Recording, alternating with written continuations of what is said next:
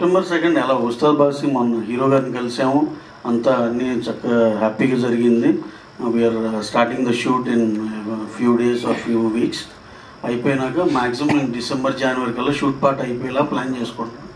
పవన్ కళ్యాణ్ బర్త్డేకి డెఫినెట్గా ఏదన్నా ఉన్న కంటెంట్లో మా దగ్గర ఉందో తక్కువ, ఈ లోపల 3-4 టీజర్లు అన్నీ వేసామండి. ఏదో ఒకటి స్పెషల్ అయితే ఉంటుందండి. కళ్యాణ్ గారి బర్త్డే అంటే డెఫినెట్గా మా సైడ్ నుంచి స్పెషల్ ఏదో ఒకటి ఉంటుంది. నా పేరు వెంకటరెడ్డి.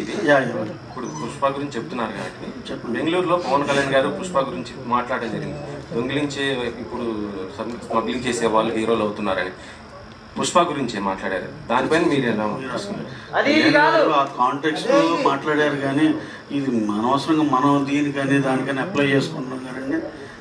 అసలు ఆయన స్టేచర్ వేరండి. అసలు ఆయన అనేది ఊరిని ఆయన వచ్చిన సినిమా బ్యాక్గ్రౌండ్ నుండి దాన్ని ఏదో తక్కువ చేయాలని అసలు అలా అనుకోరు ఆయన.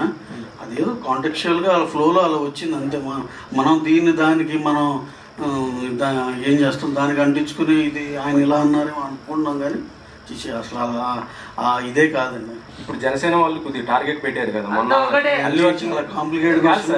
అంటే ఈ ప్రాబ్లమ్ సాల్వ్ చేసుకోవాల్సిన అవసరం ఉంది కదా సార్. బొలిశెట్టి ఆయన మాట్లాడటం, ఇంకొక ఆయన కూడా మాట్లాడటం, గన్నవరం అతను జనసేన ఇవన్నీ సార్, ఇవన్నీ సినిమా వచ్చే మొదల దాకా ఉంటాయి. సినిమా చూసినాక మళ్ళీ అందరం ఒకటేగా అన్నట్టే ఉంటుంది.